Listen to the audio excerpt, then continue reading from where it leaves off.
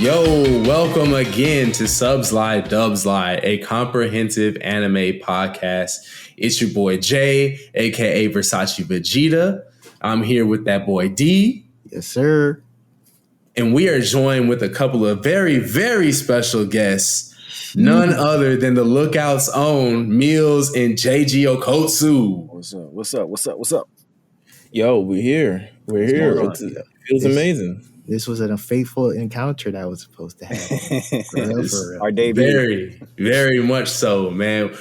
This team up is very, very exciting today because we are here to go over none other than Dragon Ball Superhero, man. The latest Dragon Ball film. We've had a chance to take a look at it here before it comes out in theaters, and we want to give you our thoughts this week because we've got lots of them. I'm interested. I don't know. So we got to see this movie. Shout out to Crunchyroll. Y'all the best, man. Y'all are the best. Absolutely. Shout out to Crunchyroll. Grateful. We put up the interview. With all the full interview, like the full interview with everybody. It's already up on the Lookout. So if you haven't checked it out by yet, go back to that episode. The full interviews with Christopher Sabat, Sean Shamel, Zena Robinson, Alex Lee, Zach Aguilar, everybody who was kind of involved in a major role in this movie. So we definitely have that. But I'm excited to talk about this movie because we've seen it for like a week now, and I've just been holding in all my thoughts and feelings and all this other stuff. Yeah, seriously. I refuse to talk about it openly, you know. Like I've hinted, it's like, hey, this character's cool. This guy was really awesome. That is literally all I've been willing to say because like there's a lot to go into, man. You know, for this process, I got to text a few people like your boy back, people who don't even really checking for Dragon Ball anymore, and I can give them a little heads up, like, hey, this is one of the ones you need to check out because a lot of people I know they kind of fell off after. I don't know about y'all, but I knew some people that just like kind of. Like Cell Games was kind of it for them, you know what I mean? Like that was like, I'm not saying they didn't know what was happening later on, but they just weren't tapped in as much after Cell Games. So yeah, this movie is a big deal to I think a lot of fans. I really feel like this is one you can show any of the old head fans at this point, right? And say like, yo, like you remember back when it was at that peak, you could just go right to this. You want to see what they've been up to since? Go ahead. Yeah. You know, and there's just a lot of great character moments. It's a really lighthearted movie while still having that same sort of like intense action. I love the combination of it in this one. I have to agree, man. Great fights. But, you know, and even though this isn't, you know, I think Broly was extremely aggressive. The movies aren't comparable. They're barely comparable. Shit is night and day. Yeah, it really is. And I mean, although this movie does have like, you know, nice fight scenes, I think Broly was a ultra aggressive film, and yeah, this one is just it's so wide. Before we got on here, I said, damn, it's damn near a family film almost, you know, like in a lot of ways, you know. So it was a really good experience, and I know I was kind of on edge about how it was looking visually from trailer perspective, but watching it fluently, you know, all the way through, it really hits. It's really easy on the eyes. It's a really fun and a lot of funny moments. I think a lot of like current culture moments happen, like the stuff with Bulma and we'll talk about, but like, they just did it. The writers understood what like the time, and that was really noticeable watching it. Very true, man. And listen, as y'all can tell, we're already very excited to talk about it. So before we get into it, man, we got all four of us here. How y'all been? Yeah. Oh man, you know, same old, bro. Everything is cool. It's just this is different. We, you know, Mills and I, we obviously started off this podcast talking about this series, you know, Dragon Ball Super, Dragon Ball Z. So this is a full circle right here on Subs Lie. So this is incredible, man. Like, man, I had to have y'all on. I knew it was like, look, like this is something where this is y'all's wheelhouse completely. You know, the Lookout in and of itself. Come on, Dragon Ball love. Yeah, so absolutely. You know, couldn't have nobody else better. You know, it's so crazy. Like, like episode, like it was maybe like 5 or 6, is that first time we get to look at the first time Jeff and I are reacting to the first trailer of Dragon Ball Super. So I was listening to the last episode, and I'm very interested to hear what D thinks of this movie, considering he almost did not see the last movie, which to me was like, wow, like you're wilding, bro. No, man. Fuck Broly. Not this one, but fuck Broly. So I'm interested to see what you think of this movie, but like this is the second one that we kind of get to cover. It's been 3 years since that movie, I believe, right? Yeah. So it's been 3 years since that movie. We've covered all types of different anime, but yeah, this is definitely like where our true talents lie, like all this other stuff like that. So I'm interested to see kind of where this movie, I'm interested to revisit this movie. I've only seen it once. I'm going off of all my feelings and emotions regarding that one viewing. I only watched it once. It was a great time. Respect it. And I'm still gonna, because I already bought tickets to see it with my friends in the theater. Right. So I'm still gonna go see it physically as well. But yeah. We supporting the cause nonetheless. For sure. We do that. Yeah, definitely let Crunchyroll know. Look, I already had my 2 tickets before I saw the screener, and I kept them both. I'm definitely going back both times. Respect the screener for sure from Crunchyroll, but yeah, we put money down for him. Yeah, for sure, man. So let's get into it, man. None other than 2022's very own Dragon Ball Super Superhero. Gohan, listen closely. You have the potential to become the most powerful being on Earth. You need to believe in yourself and unleash that power. It's do or die time. So draw out all your strength and use it to protect your world and everyone in it. The ultimate artificial humans, Gamma 1 and 2, have been created by the Red Ribbon Army. Piccolo infiltrates their base and discovers a huge conspiracy unfolding. And then Gohan is pulled into the battle after Pan is kidnapped. To save the world from such strong enemies, Piccolo calls on Gohan to show his true power. But can Gohan respond and defeat the Red Ribbon Army? I'm gonna keep it a buck with you. That description makes it seem way more like action-y than it really like was. Like it makes it seem. What's that dude that's always in the action movie who's always gonna, like, someone kidnaps his daughter? Yes, Taken. Yes. So that's what that description makes this movie seem like. This movie it's not that deep. It's very not. I mean, the stakes aren't high until like the last 10 minutes, which is okay. Don't get me wrong; it's not a bad thing. Essentially, Piccolo staged his own kidnapping, so it's not like they kidnapped her on purpose. I mean, they were trying to kidnap someone anyway, like the strongest thing on the planet, but he essentially, like, she cooperates with the kidnapping, so it's not. There's a light little bit of humor for it. But that description made it seem like it was going to be some Liam Neeson. Gohan really going to infiltrate the Red Ribbon Army base or something along those lines. He did though. I don't like James Bond Piccolo. He pulled up. Piccolo wasn't no James Bond in this movie. He was struggling. Y'all don't like Metal Gear Piccolo? He was more like Sean and Marlon Wayans and White Chicks. Like, he was in disguise. Like he was halfway locked in. He wasn't really worried. But I'm thinking to myself, like, bro, this motherfucker's green. And then I remember, like, all these motherfuckers look weird anyway. They don't worry about what this man look like. It's true. Yeah, they got dog and shit. They had a dog mirror, bro. Come on, yo. Like, this shit is another day in the office, bro. Deadass. To me, the great thing about this movie is that it's really. So I've always compared it to. And after I saw it, I was like, this feels like the first Dragon Ball movie, like, to me. Yeah.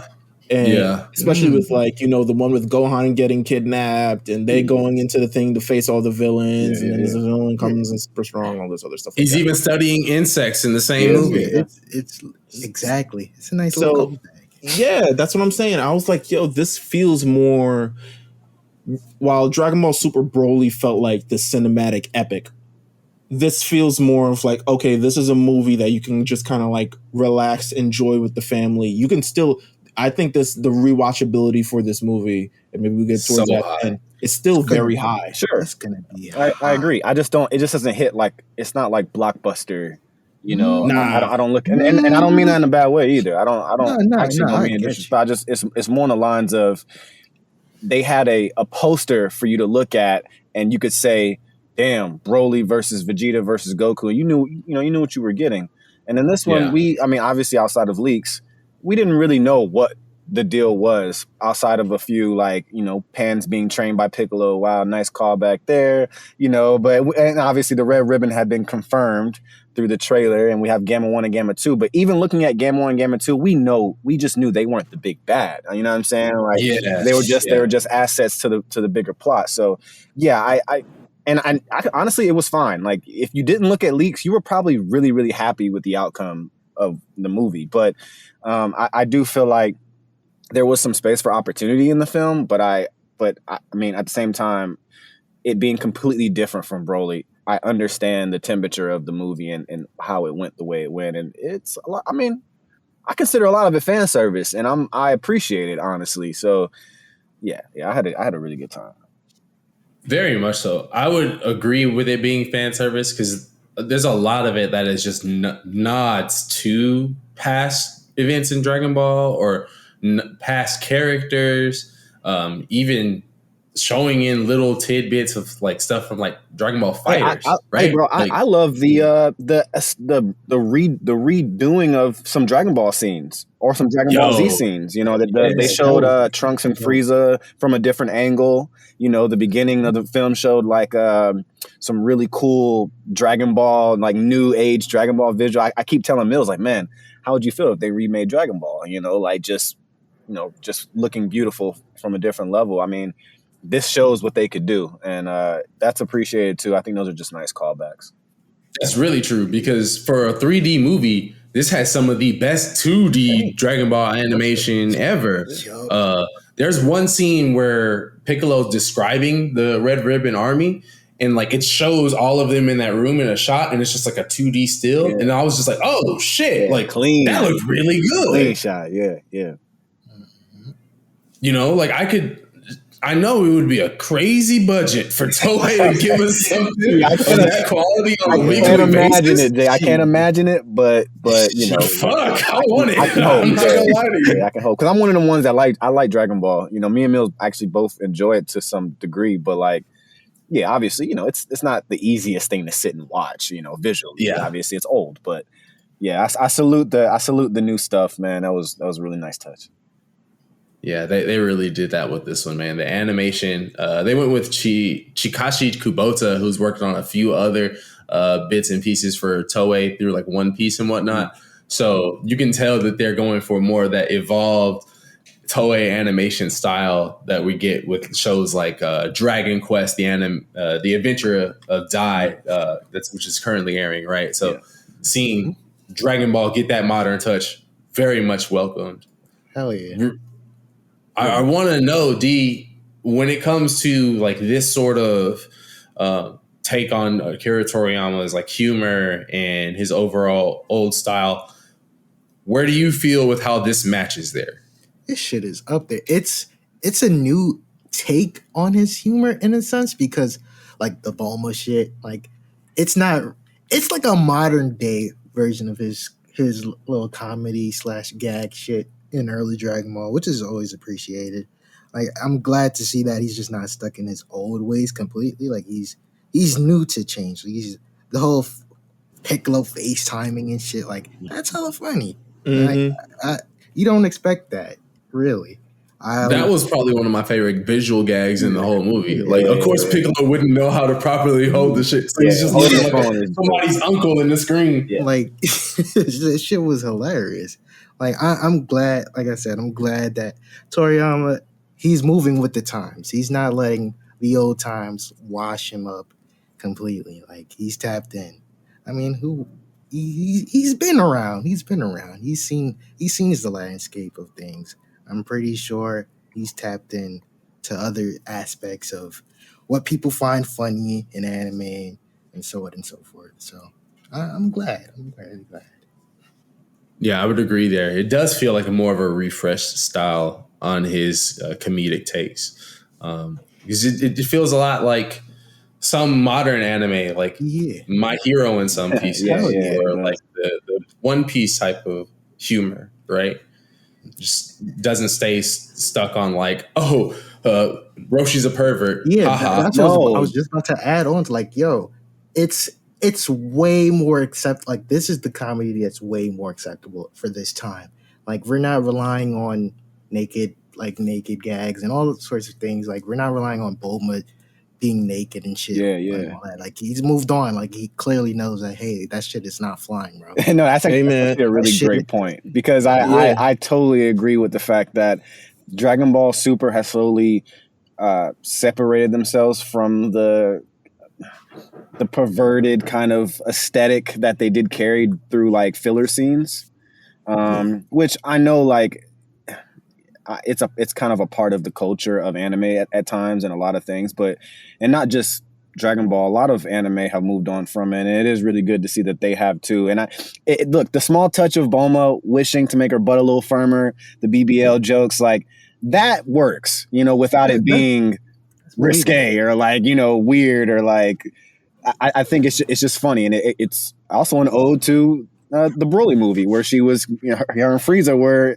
trying to get a little bit taller. It's just really funny stuff, and I think it's a nice touch. Okay, you bring that part up with Bulma's wishes being the consistent gag. Now, I want to talk about one thing that is very apparent to me over the past few weeks of watching every Dragon Ball Super movie. This motherfucker Toriyama is just making up the rules as he goes on how many wishes there are, right? Yeah. And they was like, Battle of Gods is one wish. Resurrection Frieza is 2 wishes. Broly is 1 wish. This time, fuck it, 3 wishes. Yeah. How do y'all make sense of this? I don't know. I can't. That's type of stuff you just kind of like, you just turn your head to. Dende literally goes to the back room, comes back 2 minutes later. All right, come on. New dragon. I'm like, damn, bro. Like, it just had to be filled up with some some new juices. You know what I'm saying? Like, it's mad. That's Toriyama's style, subverting your expectation. Like I always say, like, look at Frieza in his final form. Compare his third form to his final form. You didn't expect that to happen. Like, he looks much less of a threat in the final form. So for Dende to come, like, oh, well, I need to upgrade the dragon. You're thinking like, oh, this shit's gonna take a while or whatever. This motherfucker just pours some form of mystic water or whatever you want to call it on the goddamn thing, and boom, three wishes. Like, I was like, that shit nice. Like, I was like, damn, bro, nice. Like, yeah. I thought the wish to upgrade Piccolo, right? So, man, questionable stuff there. Yeah, very, very questionable stuff. Like, Dende is like, I'm not the type of Namek that kind of does that. I'm like, at this point in the movie, you could have said that, and we would have just had to go with it, because it's clearly you guys are doing whatever you want anyway. Yeah. But nonetheless, like, Piccolo asks for something that they have not revisited in God knows how long, of like, yo, I need to uncover my secret power. I was like, y'all could have did that to Trunks and Goten at some point. True. Yeah, or just everyone for that matter, if it was really a thing. But that's that tidbit that, okay, you guys love Piccolo. It's a quick power up. Yeah, we love Piccolo. You guys love Piccolo. We understand he deserves better. So here we go. Let's make this as quick as possible, and let's try to make it make sense. And I think this was that thing. Even the callback to like Pan being like, "Oh, is it true my dad, could be stronger than Grandpa?" And Piccolo's like, "I mean, at one point he could be, like it's stuff like that I think it makes sense for the series." But wishing to like reach that ultimate, the callback from the Frieza saga, it made sense obviously because the power up to Krillin was being done physically, by somebody alive. And but to see it done by Dragon Ball, it's a little lazy, but I get it. Shit. I get it. The dragon didn't wish for, like, they didn't grant the God wish, but he told you, like, hey, this is how you get the God form. So we already know that this is the new style. Like, hey, if you got something, if you have a demand or request, you go ahead and get your shit. Yeah. I mean, they did it in the manga. Don't let me shit on them. Hey, can I just be the strongest nigga ever? Yeah. Thank you. Like that Toyotaro bullshit, man. Oh my god. Well, actually, you know what I wanted to talk about, and Jay, maybe you could touch on this more. So you had an interesting point of like you essentially saying, I mean, the hype around this movie is that it's Gohan getting his moment. But you said, I think it's either before we started this or at the beginning of this, that like the movie really truly belongs to Piccolo. He's the main character in the movie. He's the main character. He's the main character in the movie. Like, talk about it. It's wild because this entire movie was marketed as Gohan's gonna get his shine. Like every trailer, it's Gohan versus Gamma 2, or you know what I mean, like that entire fight. And then you watch the movie, and it's completely from Piccolo's perspective. I love that subversion. That's a good because it's easy to get people in the theater to say Gohan's getting his shine back. Right? Yeah, bro. They didn't want to tell us it was about Piccolo, bro. Niggas would have said Piccolo, and I guarantee you they'd be like, what? CGI plus Gohan not main character? I'm not watching this shit. You know how it is. You know it would have been a shitstorm. Show Piccolo being in the trailer, just strictly Piccolo with just a tap of Gohan. You know the backlash that this movie would have gotten? Hell no, they didn't. And you know the funny thing is when they were originally going into the concepts for this movie, Akira Toriyama wrote a story with Piccolo as the main character. There was no Gohan getting his new moment until editors came in and said, "Hey, like we should add Gohan to this too," and they tacked that part on. So it's just wild to see. Like, that is it's a great moment. Don't get me wrong. I was very excited to see Gohan get his shine in the second act of the movie, but seeing this from Akira Toriyama's favorite character's perspective, at some points I feel like Akira Toriyama's talking to the crowd through Piccolo by proxy. Because it's just like the whole, I forgot I can get big. Like Akira Toriyama forgets more shit than he ever thought of. You know what I mean? Like this is somebody in the Dragon Ball room was telling Toriyama like, hey, you remember when the Namekian power up was around? Hey, do you remember when Piccolo got big? Hey, you remember Bio Broly in the cast from that? You know how you're kind of having like these guys make a new version of Cell? Why don't we have that cast come back for that part? Because I definitely paid attention to the fact that the moment the Bio Broly cast showed up is the moment the Cell Max shit pops off. Yep. That is hilarious. I did not even notice. And so this is the thing of you guys in this podcast for the last, like 10 weeks or so.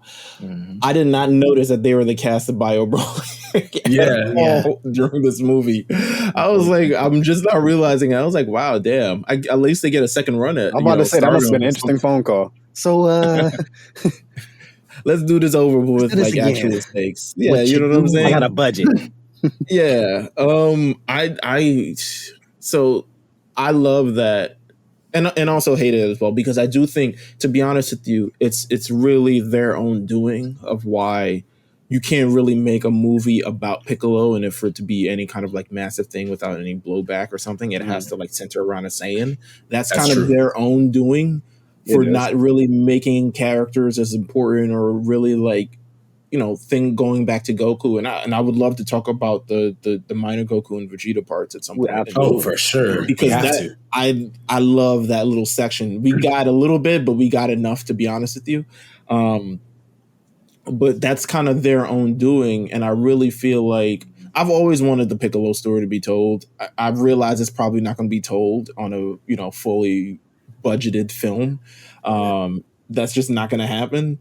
But I think it deserves to be told. And to be honest with you, he did a great job. They've managed to get Piccolo to the point where, and similar to like where where we meet Vegeta at this point, who's kind of like a very mixture balance of like, he's still tough, but obviously he's like smoothed out a lot of the rough edges he had at the beginning of the series. They've managed to take the narrative of Piccolo essentially becoming not as useful as he was before, especially going through the Blue Saga and the rest of the series, really just becoming Gohan real dad or like the babysitter or something along those He lines. was just a babysitter. Right. And they managed to take that narrative and they've managed to kind of like incorporate it into the story. And like, we know this is what you guys think, but also we're going to add these like truly strong moments. And I think by the third act of this movie, while I mean, eventually Piccolo does get his ass handed to him a little bit, but he does on have, purpose. but he has such a major role in this, and it was good to see. It was good to see. You deserve that. I totally agree, and I know we're kind of like outside the realm of power levels and things of that nature, but I think that one thing the series, I think, really struggled with was like what you said, Mills, keeping side characters within the same realm, and not every time we see Krillin, he's like, I don't know if I'm going to be useful with doing, in this situation, and getting Piccolo to that stage of, okay, wow, he's a competitive fighter again. He's not just there to be a body or to take damage while someone's trying to get a senzu bean, or he can actually compete. And I think they rewound the clock and did it for Gohan as well. And it's important. I mean, I don't know on a scale of where they sit with, Vegeta and Goku, but doing this puts them in a different category all over again. And I think that's important. Now we know, like, okay, well, hey, at least Gohan still has that untapped potential there. And now Piccolo has reached a new pinnacle in his power. And I think it's just important for the series to know it's not just, Broly, Vegeta, Goku. And and Gods of Destruction. So this is it's nice. It's nice. Yeah, Toei had to fix up their shit because again, this is Toei's fault completely. Like, regards with the side characters, like not having like a prominent role, to a degree, I feel like they do because they have moments. Like what Toriyama, what I've noticed throughout his entire work from Dragon Ball to Dragon Ball Z, when he has a side characters, they have their moments. They have a scene that affects the plot very, very, very strongly. As like, let's say, Krillin destroying the device that blows up Android 18. Ten Shinhan doing the Kikyoho or whatever. Like, you're gonna see them do the minor things, and that's what he wants the humans to do. Like, the saying is clearly, they're battle crazed, they're battle hungry. That's their job to fight. But the side characters, they do get some love. I'm not gonna lie. I'm not gonna completely say like they shattered them and they just made them useless. Like, no, they come in, they arrive, they help completely. We can look at the Universal Tournament for that one, yeah. Like, yeah, they're there to at least help. They're there to aid.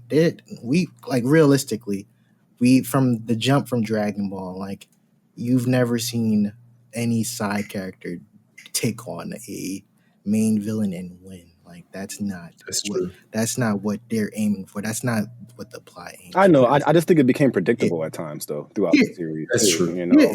I kind of waiting for Goku or whatever the case may be. I know they all kind of got their moments. I think they did clean a lot of that up in the tournament, though. Absolutely. Hell yeah. Absolutely. That's like, they realized, like, yo, we put ourselves in a bind throughout the course of the this whole series creation.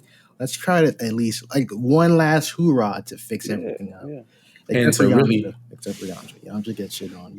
He's been the Joker. Wait till he gets his wish. Wait till he gets his wish. Keep hating. Oh man, Ultimate Yamcha coming soon. 2 movies from now. I'm telling you. No, you got a spin-off and be happy, brother. Look, that spin-off is actually really good too. That shit is really damn good. Like, I got reincarnated as Yamcha. Y'all got to read that. That shit is really good, and I hope it gets animated. Like, it would make money like crazy. But yeah, to touch on what the both of y'all have mentioned, JG and D, though, oftentimes when it comes to marketing these movies after the fact, there will be a lot of conjecture, right? And that comes from the producers. Like, they'll just say these outlandish statements, and it's just like, yo, hey, like, this is where you can scale these characters. This is where we're at. Toriyama himself is quoted as saying, maybe I should have made Orange Piccolo a bit over the top, but personally, I'm just happy that he's finally obtained battle power on par with Goku and Vegeta. So, that's what we need. Hey, Orange Piccolo was hard, man. Exactly. That shit was fire, bro. I'm not about to sit here like I can't. I'm not a Piccolo guy. I've been very clear on that since me and Mills started. We started doing this, but like, this helped me, man. It helped me a lot, bro. I have some respectable things to say about the man outside of the the joking stepfather stuff, like no love for Big Green. Tough. No, man, I'm not a Namekian nigga, honestly, bro. I feel like they were just some useless ass niggas for a while, bro. But useless ass niggas. But you know what? Piccolo, he made me bend the knee, man. I bend the knee, bro. I salute, bro. I salute. Orange Piccolo is for as much as Demon King Piccolo did. Hey, bro. They not for me, man. 23rd Kaiju, but those guys. They not for me, man. They not for me. Dying for Gohan. Yeah, oh my god! Got on Xenoverse. I never picked to be in the movie. Damn. Oh, well, they I got a whole Namekian character. I picked that at first and I regretted it. I went straight to Saiyan. Oh yeah.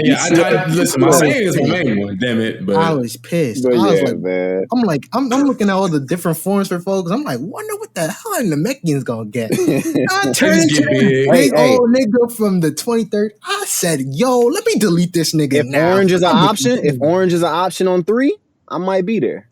Listen, make that shit as DLC now for Xenoverse. For real, give it to us on 2, damn it. As much as they keep coming out with shit. Fuck 3. Put this shit now, boy. Hey man, they did Piccolo really well. Jokes aside, like I'm in a weird way, I'm happy for the character. Like that's how old I am. Like I'm really happy for him. So yeah. And I think the fan base did need it. Obviously, this is besides the point, man. But we didn't speak about Gamma 1 and 2. Definitely I wanted to talk about them. Great creations. Designs. I don't know which ones you guys. Well, I ended up watching the dub version of the presser that we got, and they absolutely killed it. I had a really, really great time, like just the back and forth between them both and their personalities, especially when you're making 2, like something like an android. It's important to not miss. And because I feel like they've done really well, just like giving us the overall, these things, they have unlimited amounts of energy and that's what makes them so good. But they also have their own personal gimmicks, like obviously 17 and 18 are incredible. We already know what they mean to the series. So I hope, that they have some future role. One of them has a future role going forward in the series, hopefully. But yeah. Both of them. Don't even... This is Dr. Hedo said he could make more copies. Oh, yeah, of course he can. This is Dragon Ball. Like the canon Android 21.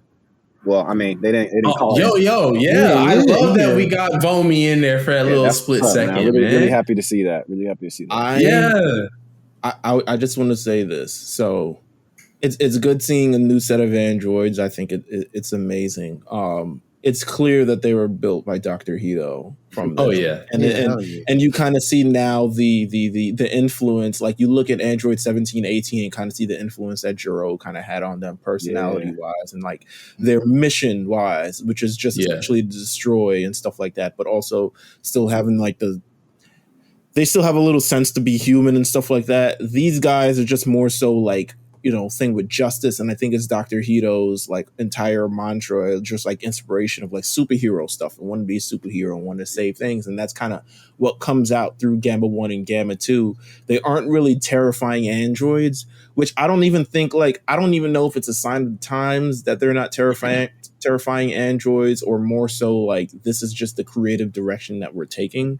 It really is a sign of the times. Yeah, it reminds me a lot of more so like even Broly to an extent kind of got like smoothed out a little bit from his previous things, and it just reminds me of like sign of the times. Like we talk about, on Mount Silver, we talk about the Pokemon games and how rivals became just like niggas in your neighborhood who just like you would see from time to time, and you might battle them from time to time. They never truly blood rivals. It's not Silver days no more. Thank God. Screw that. Well, look at it. When we got introduced to 17 and 18, they literally spoke like robots almost. Like 17. Yeah. So where are we going, 18? Like it was so like mellow. That's pretty good, man. Robot. Oh, thanks. Yeah, that was.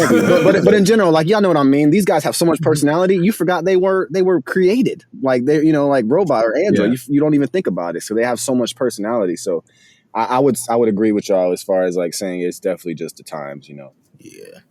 Well, it's really cool, man, because Dr. Hedo, he's just like me, man. He's a Toku fan, bro. Like they show him at the Tokusatsu convention in the movie. At one point, he's signing, getting an autograph from somebody who looks just like Gamma too. So like he literally just designed them off of his favorite TV heroes. Like it's like if I had made some Kamen Riders and just like, hey, no, that's it, y'all go fight the Z Warriors, bro. You know, like I really love that idea of the fact that like. It wasn't even that he's twisted like Dr. Gero. Carmine just played, Carmine and Magenta just played him. That's it. I think he was playing. I think they were just playing each other. Like I think he knew. Oh, for sure. Yeah, he knew. Like you know how it is. Like, hey, you gave me what I want. I'll bend the knee a bit. He clearly knew he was evil. You know. Yeah, he knew him, but the money, damn money. Yeah, he was like, they're gonna give me a chance to build these guys. That's it. That's all I need. Who's gonna fund my project? Yeah, these niggas, no problem. I really love the way they brought back Red Ribbon as like, oh, they've been around because they were just a pharmaceutical company. That's like shit. I thought it was hilarious. They basically got their own little Wakanda base. You know what I mean? Just like hidden from everything. That was a great concept. Really fucked with all that, man. It made sense for it to be something where, we knew for a fact Goku obviously hadn't destroyed the entire Red Ribbon army, even since he was a kid, because he said he let plenty of people run away. When they come back in Dragon Ball Z, it's just Dr. Gero. So for us to see like, okay, well, where are the rest of the remnants? Because clearly there wasn't some like company that was backing Gero. It was just his wild plans. Right. For this to be a natural escalation of what that would have been since Dragon Ball era, I really fucked with that as an idea. Toriyama came back and was like, okay, what would they be like today? Save this bacon, that's for sure. Man, it really great ideas. I mean, they were an amazing part. I like the little fight at the beginning. I mean, talking about kind of the fights of this film, they aren't a lot until really the third act, but yeah.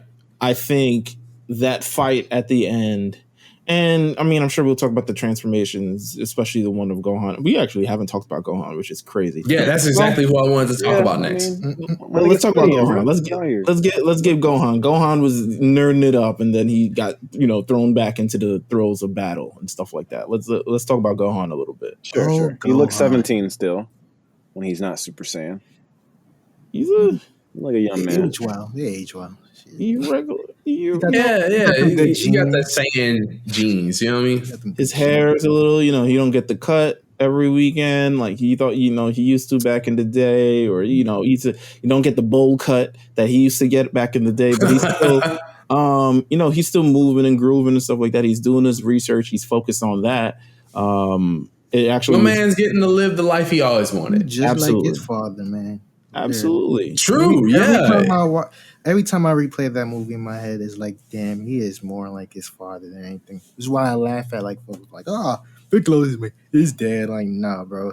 Like him being just so laid back and just relaxed and just relying on somebody else to do some shit for him, especially that's important. It's like, yeah, this is really Goku. Yeah, like, yeah. He really did call Piccolo and was like, yeah, I need you to pick Panda from school. Yeah, pick her and like you'll do it. Like I'll let Videl get you one of them things that you like or whatever. Like that's straight out of Goku's playbook. I don't like them. Meanwhile, he's got a whole pile of them little plushies in his house. Like him being like, who knew Piccolo? Well, we knew Piccolo was a softy a little bit, as the years. He's changed. He's changed, man. Oh, for sure. Like that's the power of Gohan. The Sun family then changed his life forever. That's that brodom. But he's in all of the pictures. He's clearly like Pan's, godfather. Or he's clearly like part of the family, which is nice to see considering like where his beginnings started. Like that little a little kid who used to like make fires and kill animals and all this other stuff like that. Right. And now he's truly like found family. He doesn't like, I'm a Namekian, the shit is weird. He's like, these are my family. This is like everything that I go for. And it's nice to see. And it's nice to see his relationship with Gohan continue to thrive. And even down to the final big moment of the movie, like, without spoiling too much of the big moment, like I thought it was going to be one way and I was 100% surprised it was another way, and kind of like how the final blow was eventually, dealt. I was like, wow, they actually. Oh did that. yeah. Major homage to their connection. Hell yeah. And I feel like we've always had like smaller moments, like when they fought together in the Universal Tournament and things like that. But this just being complete, like, hey, no, like that's my bro. I'm doing this in name of him, like that. Great scene, and still wearing the Piccolo, clothes throughout the movie. Like just there was no like, I'm still Goku. I mean, yes, he's still Goku's son, obviously. Like, and there's no. I don't even think they had any conversation or any connection through this entire film. But it was fine that way because it wasn't about. It's not. This movie was not about Goku. That is 100% what I can say, and that it's a fully released movie. It's not about Goku. It is not about Vegeta. It is nice to do that. We asked for this for so many different animes. I can't tell you how many years people have asked, can Pokemon be about someone else? Mm-hmm. But it's like they didn't, I asked Kyle Herbert when we were doing the interview, I was like, at what point did you expect like, I'm through the movie, but then like, obviously Goku teleports back and like punches a hole through the villain, right? Like obviously you think that's going to happen and it didn't happen. I'm just happy they managed to commit to the vision of this movie being so much about Gohan and Piccolo and not about someone else. And this is what we've been asking for. So I'm hoping that the response to this movie kind of like follows from that, at least from Dragon Ball fans, because this is essentially what we've been asking for so long. You know what I'm saying? Let it be about Gohan. Gohan got embarrassed in the Buu saga and he's never recovered since then. No matter what tournament or whatever the thing is, he's never fully recovered. This is at least something moving in the right direction for Gohan, which I can say like, it's great. I always felt like Gohan was fine. Like I find that a lot of people say he's ruined. I think he fit the story pretty damn well. Nah, nigga. You really think he was going to be the one that like he should have really took down Buu? It's not even that. Like I don't even think he should have took down Buu. He got outsmarted in like half of an episode and a half. Like he got completely outsmarted and then completely outclassed. It was like, wait, we just spent 19 minutes of watching this guy sit down to get powered up. And then, I will say that's what happened against Cell. Like you already, we already know. It really has everything to do with the timing of Toriyama's editors, right? Like the moment he brings back Gohan, somebody's like, "Hey, so Shueisha's about to do Fusion, bro. You might want to put that in the manga." And then it's just okay. Well, so we have no time to show Gohan do his thing, and it's terrible. But the price of it is Gohan's legacy is soured in so many fans' eyes since then because of one minor choice that a movie was coming out. It's shitty. I always thought that they would only go so far with half-blooded Saiyans, and I kind of look at the old you can't go past Super Saiyan 2 because he's only half Saiyan and you can't go to 3 or whatever, but the notion of everything that happens with Gohan in this film, I think there was just like this total stigma of, we saw him untap his potential against Cell. It was still maybe the biggest moment in the franchise. And we had a lot of downtime from Gohan since then. Obviously, the things that happened to him in the Buu saga, I consider embarrassing. I thought he was done to a degree. Like he would never be the savior is what I mean. Okay, I give you that. Yeah, not necessarily. I mean, he's obviously he could always be a formidable fighter no matter what. But as far as being a highlight, it was a treat to me because I just never. I mean, I think even Trunks, they only go so far with Trunks as well. Like I think they'll only let them be so much as far as new upgrades or new transformations. So to see Gohan take it there, it was excellent, and it the process alone. I know we're gonna get to the actual transformations fully, but the quickness of it, man, I praise him for it. I praise him because I know a lot of times, bro, we like those transformations, the yell, the earth shaking, the cutscenes of the birds flying into space and shit, whatever, But I think the quickness of it really didn't give you time to like blink, you're just like, oh shit, this shit is really happening, and he looks crazy. I really do admire the way that they presented it, because it's not this. If anything, it speaks to Gohan's silent rage, right? Like it's like, no, like this is it. We don't have, like, there's a huge buildup, and you see it in his eyes, and he just snaps, and then like the music doesn't even get louder. You know what I mean? Like it's just all this kind of eerie calm. Yeah. And then Cell Max rushes in, and the whole thing happens. But like the presentation of how Gohan ended the film is perfect. I would not want it done any other way. I think he's still flawed though. And I only say that because he only tends to reach certain limits due to somebody else being on the climax. And I think that's fair for his character. You know, that's his whole gimmick. That's his thing. You know, it takes something to piss him off. Exactly. Yeah. And when he hits that point, he takes it to another level, and that's great. You know, so I don't know fans who have complained. There's really no reason. Like if you go to pay for this movie to watch it, you should walk out satisfied, because you have two characters who some would say have been not shown much love to, or whatever the case may be. And I mean, and it's open arms with this one. Like, you know, everyone come on in, we're back. And he got a mean DDT. How about that? He got a mean DDT brain buster. Nice DDT, it was crazy, bro. Elite brain buster. Cleaner than Mox, bro. I'm telling you. It was nice. I was surprised. I was like, what? This man been watching wrestling at the crib. So somebody working on Superhero was watching on wrestling. Y'all notice that John Cena joined the Red Ribbon Army? Like that man looked just like come on, bro. Like there's like, I know when something is supposed to be a reference to something else, and it's okay, the Cap, big small dude, big, you know what I'm saying, chin and shit. It's like, nah, there's no fucking way. Like Stan Hansen was in Dragon Ball, okay? That was clearly John Cena. Yeah. Had to be. We're calling it right now. We're calling it before everybody else that was John Cena in the movie.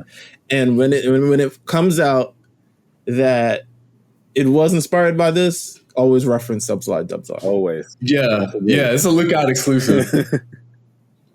Man, now we've talked about everybody but the characters that, you know, are usually the main characters, but just aren't so much here. Right. Goku and Vegeta, man, their entire stay on Beerus's planet, while we don't get too much of it, I love those scenes. Oh, yeah. Yeah, man. It reminded me of, I mean, it was almost the movie's filler, and it was beautiful. It was perfect, you know, because obviously Broly's there training with them, and we get that hype train going again, and you see some improvements. You see some old characters from the last film. I think it was a nice touch. It's also a nice way to show us why they're not there, or why this is really none of their business. I don't want to say none of their business, but they're just not involved in this because they're away, they're training, and they got this. They can't communicate. Fucking threw a hat over the staff, so you can't, Bulma can't get in touch with them. So I mean, it's funny. It's very simple considering they could have, like, you know, they also made a joke. Oh, you could have wished them to come here. You know, like it's just like, it's so funny. And Piccolo, obviously, how would you forget something like that in a time like this? But he did. So I thought that was like a nice touch to kind of like, oh, okay, they're not coming. Like that's it. Like, I got to do this on my own. And it just makes me realize how great additions to the Dragon Ball universe that Whis and Beerus are. Oh man, because they're legitimately like funny. Like I love that scene, especially the scene where he's falling in love with. I mean, oh my god, I wanted to talk just about that in particular. Yeah, he's not a bachelor by choice, clearly. Beerus was like, oh, hold up. Y'all brought a little baddie to the planet? Hold up. She can stay. It was too good, man. Like, Beerus, that entire interaction of, like, him just saying, like, wait, why are these people here? Y'all brought Broly? Who's this old man? Oh, he can cook? All right, cool. Oh, her. Oh. Beerus is slowly, his integration to, like, you know, caring about other things or just things in general is so funny how slowly they've just like developed him into this carefree character. It's incredible, bro, the route that they've taken. But he still tries to like weigh it in with a little bit of seriousness. It's like, I will destroy you at some point if you don't make this right, or you will tell me this. I will destroy Beerus. But you know, say, bro. Still managing to keep it. I love those characters, man. I love Whis and Beerus. They're probably the best additions to the series in this whole Super thing. They're a saving grace for Super for me. Like, absolutely, for sure, absolutely. It makes perfect sense that they're the first new characters we're introduced to, and ever since it's come back, right? Because they're the anchors of what makes Super different from every other iteration of Dragon Ball that we've ever done. Gods and angels. Absolutely.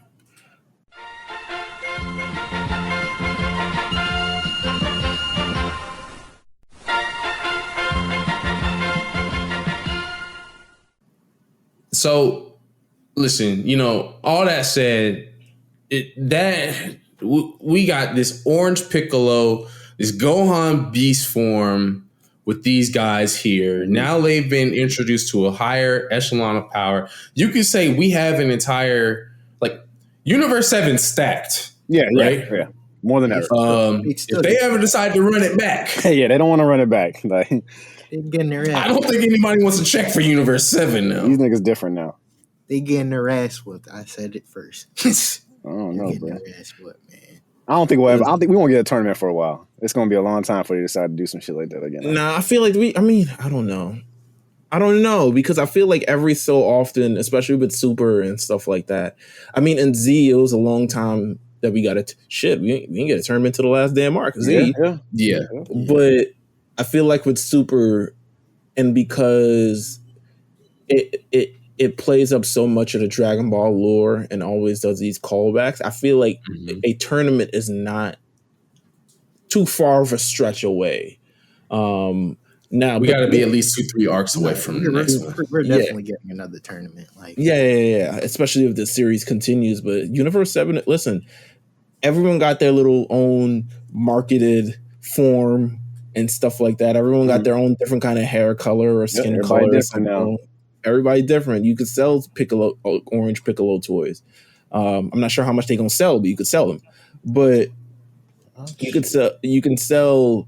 I thought Gohan's new form with this new hair. I was like, this hair Gohan Blanco. Hey. I was like, this hair is a ridiculous size. I was like, this is a ridiculous size hair. It is. It is extremely obnoxious, but it reminds me of Super Vegeta's hair. You know, that shit was just like, God damn, bro. Like, oh yeah, for sure. Added another like fucking 4 feet.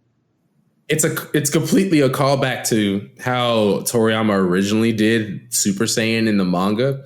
Goku had white hair and red eyes, and it wasn't until the anime came out that they changed it to yellow hair and green eyes. So it's really cool that he was like, this is a design I've had in the tux since like 1990. We just finally animating it. That's so cool. Yeah, this shit feels like it's really pretty. Like, it looks great. I mean, I think it will. I think it would look really nice, like in that 2D motion too. Like, I want to see it done like that as well. But yeah, they killed that shit. I thought it was incredible, man. Very quick transformation, the eye color, the hair.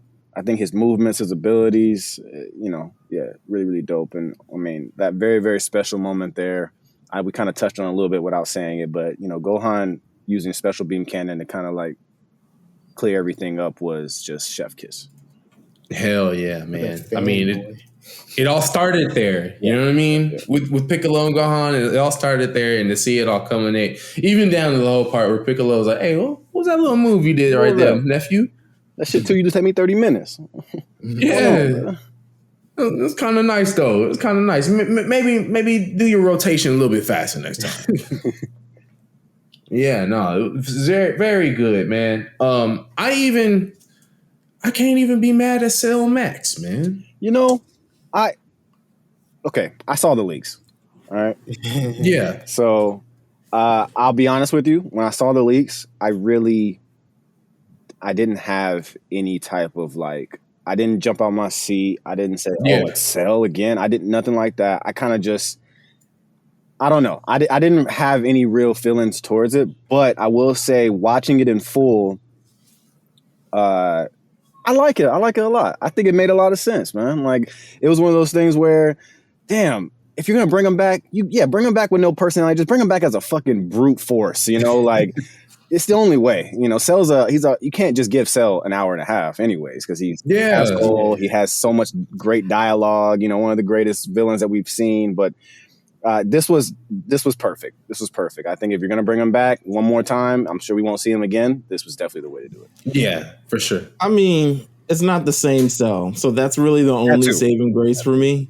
That it's not the same Cell. I could have did without Cell Max, but again, it was weird. It was a weird. It's a callback to the Android saga of the androids not really being the real villain and actually being good guys entirely overall. But I could have did without Cell. I don't know. Cell Max, he was just he was someone to beat at the end of the thing. It was just it's the final boss, but he wasn't really an evil. The true evil was Carmine and Magenta and stuff like that. You can't beat their ass. True evil. Yeah, but you can't really beat their ass. But you can't work with their ass. It gave me Great Ape vibes. You know what I'm saying? Yeah. But it wasn't really to me. That was a villain of all right, let's flex our new found powers and shit on. Let's new Harudengar. Yeah, for sure. Something like that. I could, and I was okay on Cell Max. It wasn't the best thing for me, but it was fine for what it was. Yeah, I dug it just to the fact that it's gonna make sense that if it's a whole new version of the character, you have to do one that. Yeah, like you said earlier, JG, he doesn't need to speak. He doesn't need to do anything because Cell has so much charisma. If you brought back Cell in final form, he would have stole the show, right? And you wouldn't have had enough time in the end of the movie to have Cell deliver those really cocky one-liners to then give us some really good action. So just it being this giant kaiju Cell of just look, he's super powerful. He's going to destroy the whole earth if we don't stop him. Enough for me personally. Yeah. And it's Toriyama's favorite form. I'm clear. This is my belief. It's my canon. This is what Toriyama always wanted Cell to be as the final villain. In the Cell arc. I'm pretty sure he did not like that perfect form. I love perfect Cell. Oh yeah, for sure. It was just. When you go back and look at all the editor changes, there's a reason why it's an old man and a clown. Then it's teenagers. Then it's not teenagers. And it's a bug man. Then it's a bug man who looks a little bit more human. Every step of the way was an editor telling him, no, not good enough. Yeah, no, you're right. And I like that it was the same voice actor as the original. Yeah, we got that confirmed during our interviews. It's if we get money, we'll bring you back. We'll bring you back. Salute. And they did that on both sides too. I really like that. Mm-hmm. Absolutely. This is one of those movies where it's just there's already been confirmation, just like there was shortly after when Broly came out, that there's another movie in the works, right? The 22nd Dragon Ball movie is already in production. We have these characters with crazy, amazing forms. One man's hair can turn silver, one man's hair can turn purple, green, orange, whatever, right? Yeah. Where do y'all see the escalation of Dragon Ball? And we're talking in post, even granola arc in the manga for those that the overall tap in. I don't know. Where do y'all see this going, or what directions, I guess, would you like to see it going? Me personally, I still see it going in a direction of gods of destruction, angels. To me, I never forgot Beerus just talking about, Goku was the second strongest person he's ever fought, and outside of it being Whis. And I think we don't know enough about angels. I think we obviously know a good more bit about the gods of destruction since the tournament. But yeah, I do think that that is the ceiling, in my opinion. It just is my opinion. I think they're probably the ultimate being as far as power. So I don't know how you get there, but yeah, they've always obviously dabbled with, you should be my successor, or, that type of thing. But I don't know if he'll get there, and that's fine. But I wouldn't mind it either. I think it'd be pretty dope. I think what they've been doing with these movies has just been, a lot of it's really just okay, it's a throwback. I think truly Battle of Gods is really like the true original content kind of movie. Yes. But a lot of these releases have kind of been like throwbacks to like what's worked throughout the series. So I'm not sure if we're getting something like, yo, it's gonna be Boo's back or like Oob's back or something along those lines. Yeah. But I do think whatever shiny metal cooler. Right. Bring cooler back, baby. I mean, they might. I think to be honest, whatever they do is going to build upon the story of the series. Like it's going to take what you've seen before and either take it to a next level or show you something a little bit different.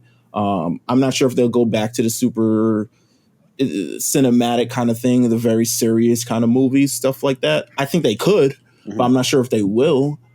Because I don't think that's really Toriyama's bag is really a lot of comedy mixed in with action. So I'm not sure if they'll ever go back to that, but I do know it will build upon something else, whether it be a cooler, whether it be, something maybe with Bardock Vegeta. They may, I know the manga kind of gave us some Bardock material as well. Yeah. One of those, man. That's what I think is going. Yeah, I feel the same. Like I really think that they're in Dragon Ball. There's only so much you can talk about or so much you can do with the story, and I feel like the two things are the gods and basically the Saiyans. You can go deeper into the Saiyan history because you have a lot of work there, and you have the gods and the angels and etc. You have those two important things holding the story together. Anything else is just gonna be I feel like it is just going to be lackluster. Like, there's nothing you can do anymore besides touch on the things that you already introduced. Yeah, or rewrite. I feel like they definitely been trying to rewrite stuff, trying to get stuff that was weirdly put together 20 years ago and redo it now. So we still need Oob back, man. Bring me Oob, man. That Toyotaro bullshit.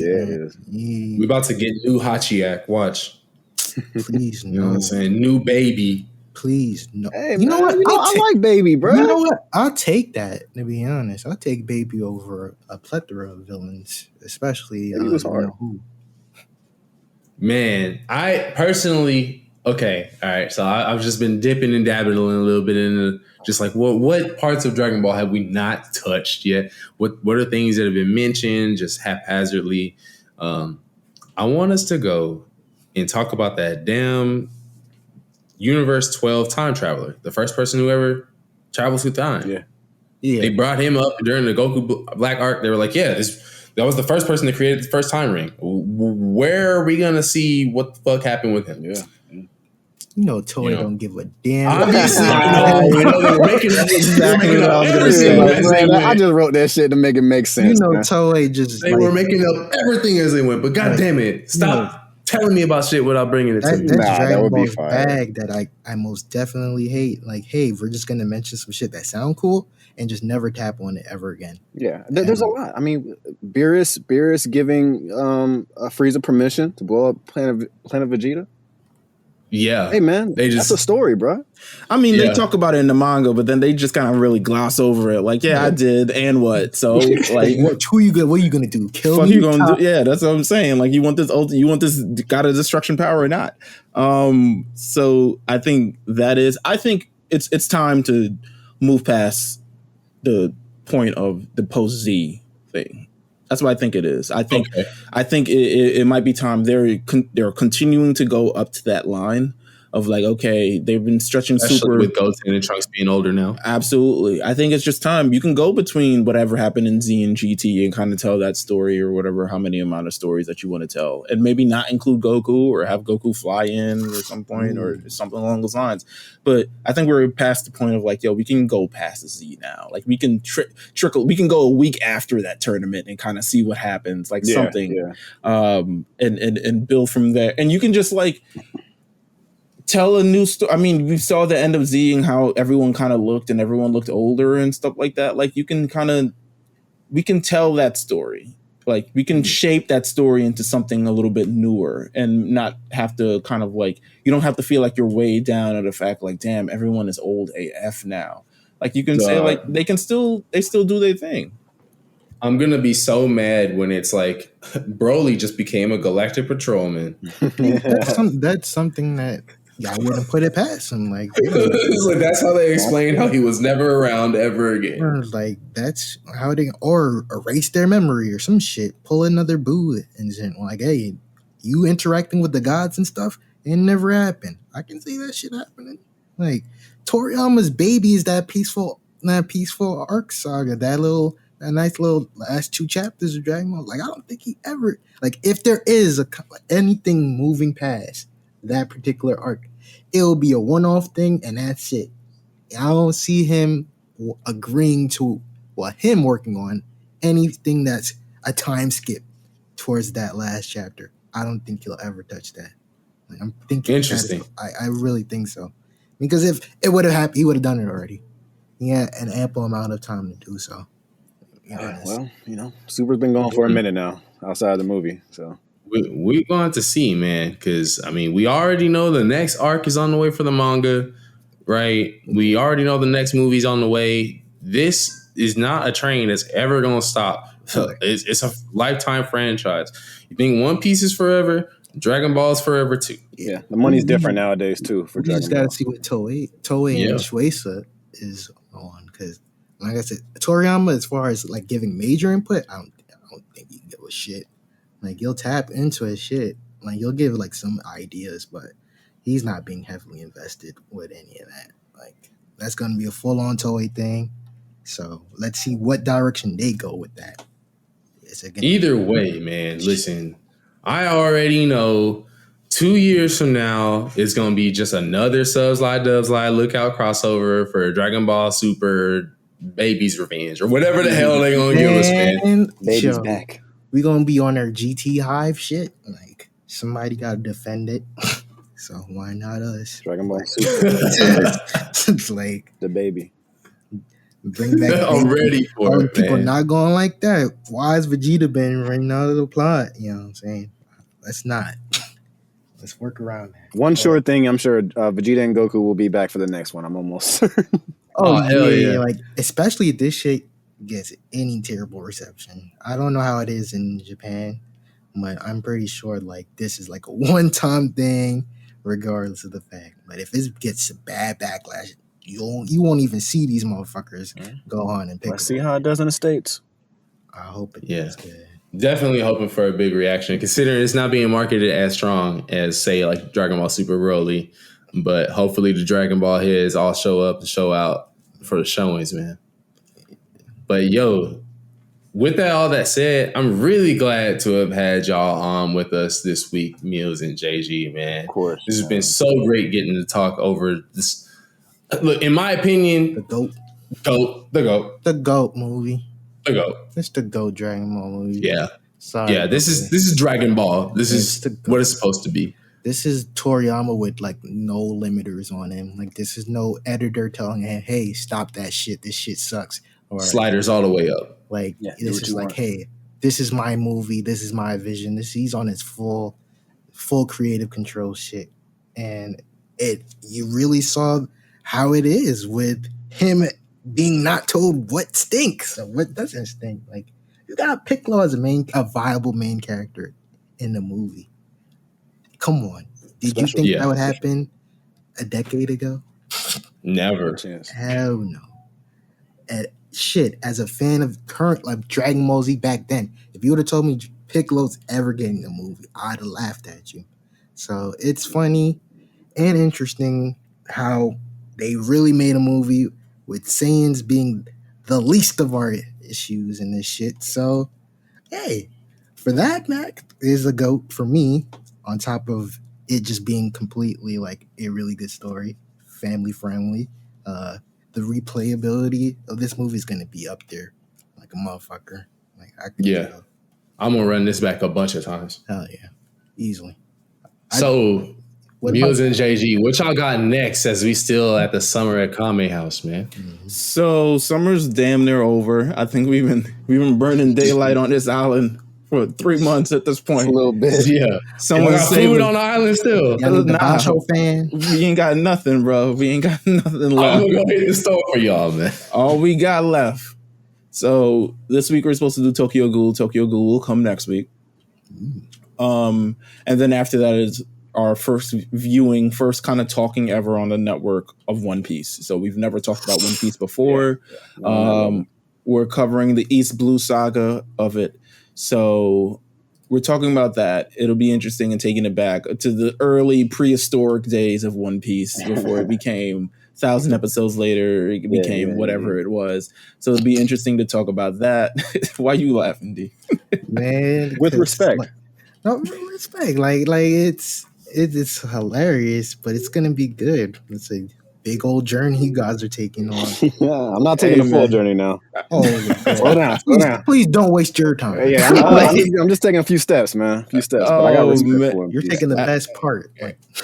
Absolutely. So we're going to be doing that over the next couple of weeks. But if you want to listen to our episode this week, once again, we talk to the cast of Dragon Ball Superhero, so you can make sure to listen to that episode this week and get your fill. It's a great discussion. We got a couple other people on the line.